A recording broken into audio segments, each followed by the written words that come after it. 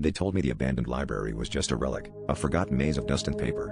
I thought the worst thing I'd find was a nest of spiders or maybe an old diary, but on my first night cataloging the books, I noticed something strange: the way certain volumes seemed to shift position when I turned my back, and how the air grew colder each time I opened a cover. I kept going, even as I found out stains and torn pages, telling myself it was just my imagination. I should have known better when I found a trail of old, crimson fingerprints across a stack labeled unfinished works.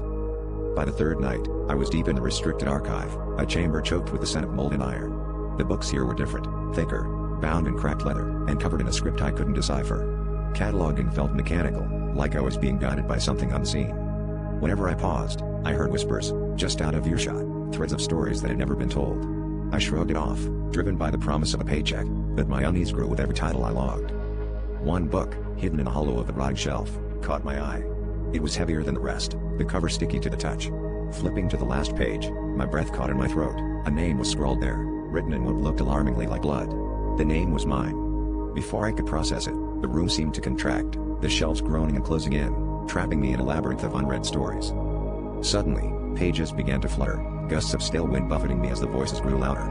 I realized, too late, that every name written in blood belonged to someone who had worked here, cataloging the forgotten and the damned. The ink on my name was fresh.